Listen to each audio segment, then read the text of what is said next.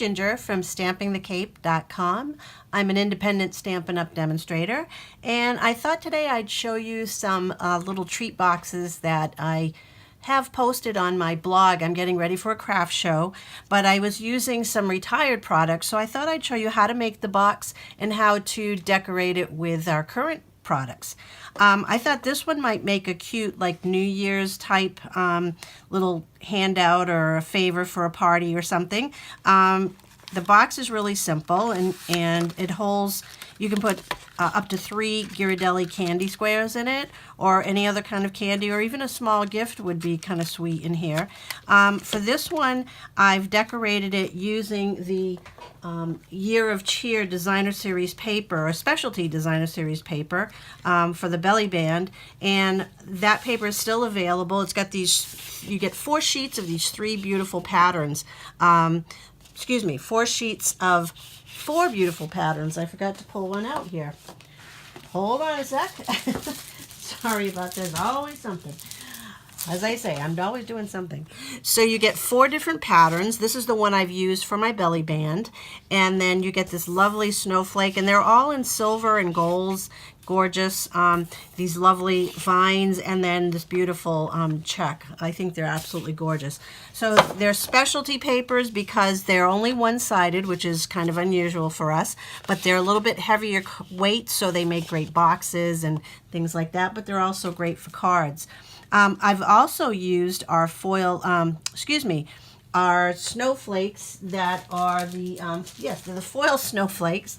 And I'm going to show you how I actually created, they're actually much bigger. Let me show you one. Thought I was better prepared than this. So this is the actual size of the snowflake. So I want to show you what I did to create this smaller version. I took my paper snips and I basically cut down the center. I used the pointed end of the snowflake because it has a lot of cut out lines already. So I just followed those lines through. And then I did the same thing on this side. And let me get this out of the way so you can see better. And then cut this one straight through. And then I just went from this little cutout to the edge right up there and cut these little wings, so to speak, off. Right to there. So you're just left with these little pieces.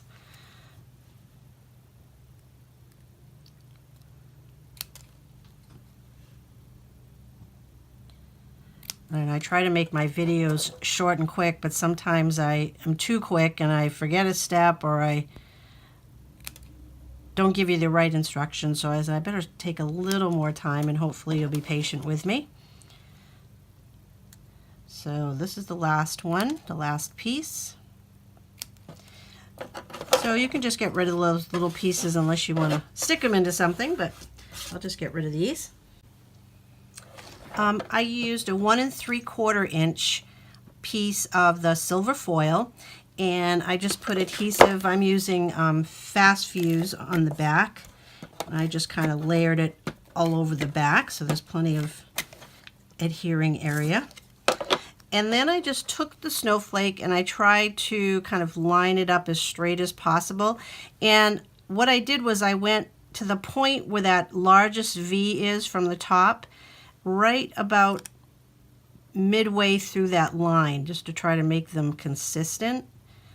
So as you can see, I've gone halfway through that line, and then I did the same thing on this side, trying to line them up as evenly as possible. About halfway. And then I did one on the top and evenly spacing that out. And then one on the bottom. So now you have just a little bit smaller snowflake. It fits the box perfectly. And then I just popped it on with some Stampin' Dimensionals. The stamps I got from here it is, the Mary Cafe stamp set. I used the cheer from it, and a Happy New Year. I wanted to do a New Year theme, so I stamped that and punched that with a 1.5 inch circle, and then I've used just a little metallic shaped heart as an embellishment for that. So they just pop on,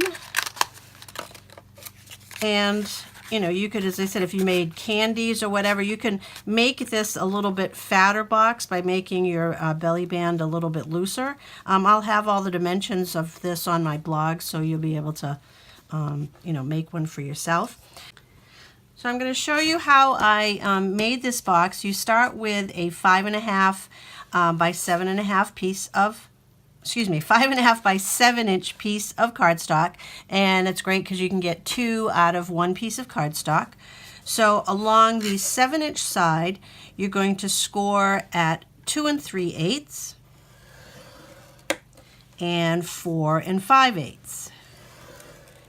Then you're going to turn your cardstock 90 degrees, and you can do one of two things. You can score at 3/4 of an inch and 1.5 inches, and then at 4 and 4 3/4. But since that 3/4 of an inch is kind of tight, I will just score at 4 and 4 3/4, and then I'll turn it 180 degrees and score again on the opposite side at 4 and 4 3/4. That way you've got a little bit extra room to work with. Okay, so now what we're going to do is we're going to do some cutting. Well, we're going to fold this, and let me get my scoreboard. We're done with my scoreboard. Get that out of the way. And we're going to fold this on the score lines first. And I'm going to use my bone folder to reinforce those folds so they're nice and crisp. And I learned a little trick. I don't know if I've mentioned this before. I always used to fold where the concave portion, I always used to fold in towards that line. I thought that's the way I was supposed to do it.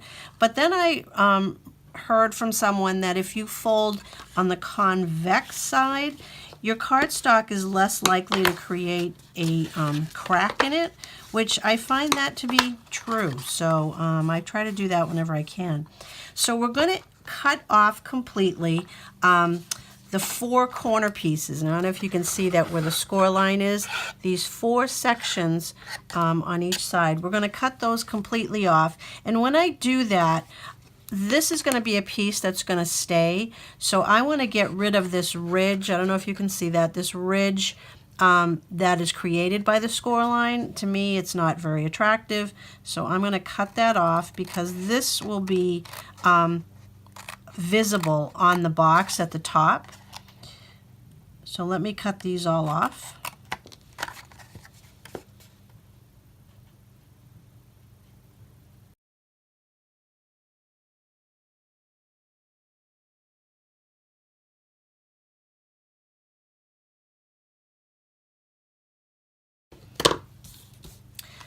So at this point, your shape should look like this. Now what we're going to do is we're going to cut the next line, the next score line, and we're going to cut it up to this horizontal score line on both sides. And again, I'm actually going to cut on the inside of that score line because I want to remove it. This will become our flap on the top of the box, and I don't want that to be visible. So I'm going to, again, cut up to the score line. And I'm going to cut to the inside and cut up to the horizontal score line.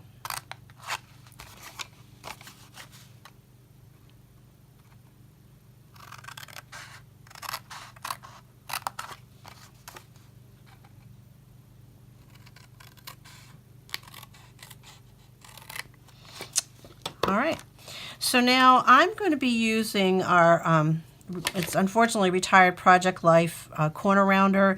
You could use, if you have an envelope punch board, you could use that to corner round, or whatever tool you have. But we're going to round the corners. These are going to be our 2 flaps on the that overlap. So I'm going to round these corners.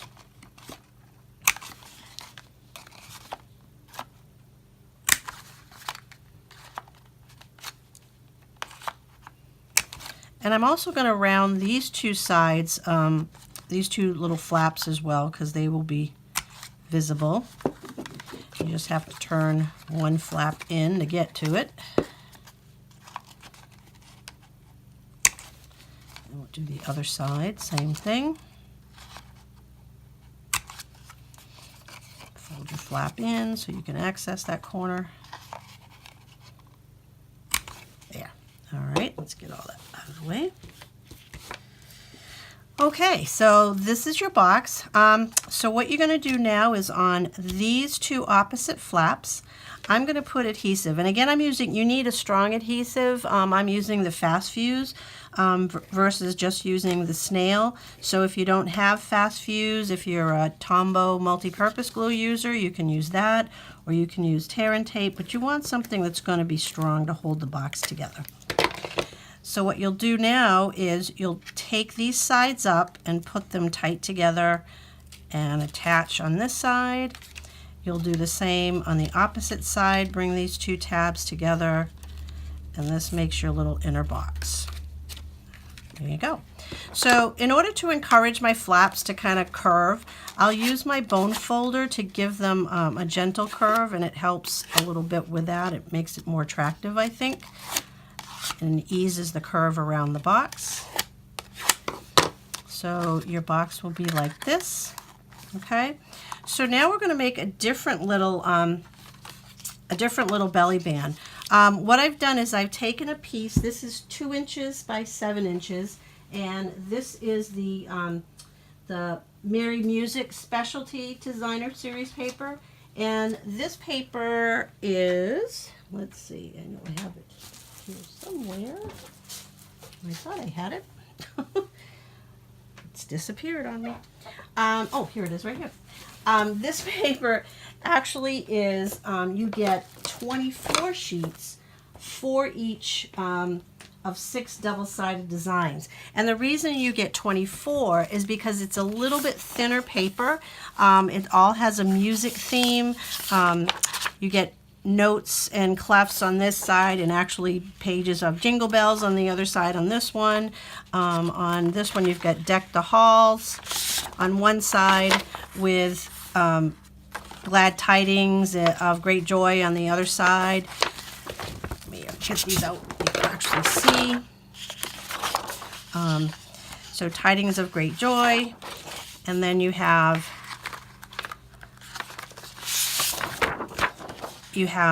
We Three Kings on this side, and all mixed up sheet music on the other side. And then you have the black versions of these with black notes and black background pages.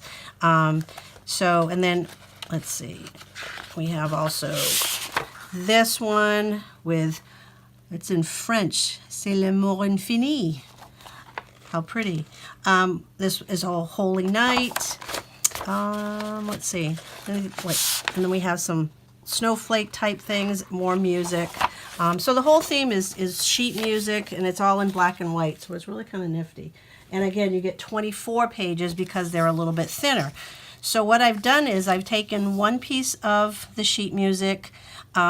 It's 2 inches by 7 inches. Then I've taken another 1-inch piece that's 1 inch by 7 inches and just attached it to that. So this is going to be my main belly band. So I'm just going to put some adhesive at the end. Put a couple of lines of my adhesive. And what I've done is I usually do it kind of backwards. You can do it the right way, but I do it backwards first, just to get an idea of how tight I want it. Because you don't want it super tight, but you don't want it loose, because you want to be able to slide it off and put it back on. So once I get it set, I'll just flip it around and put it on the other side. Ooh, what did I do there?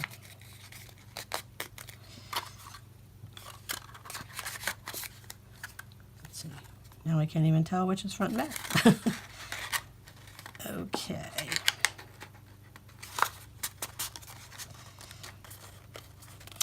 All right, so what I've done for this one is I've cut a silver foil square from the layering framelits, and I cut a coordinating square with the stitched shaped framelits, and I stamped the word joy. Now the word joy actually is from the Hearts Come Home stamp set, and I just used that joy. And how I got just that word was I took some Post-it note paper, and I'm actually just going to take a piece because I don't need the whole thing, and I covered the stamp. Now my only recommendation, these are discount Post-it notes, so their adhesive tends not to be as strong as the name brand ones, so you might have to hold it there a little bit. But then what you'll do is you'll take your ink pad and then just pounce over the word, and then you can go ahead and stamp it. It's important to remove your Post-it, and then you can stamp just the word. So that's how I did that piece there. So now I'm going to, things are falling. I've got such a mess going on. I'm getting ready for a craft show, and when I work, I just make a mess. So I'm going to put Stampin' Dimensional on the back of my joy, attach that to the center of my silver foil, and then I'll put another dimensional, or a couple of dimensionals I think, on the back of this, and we'll just attach it to the front of my box.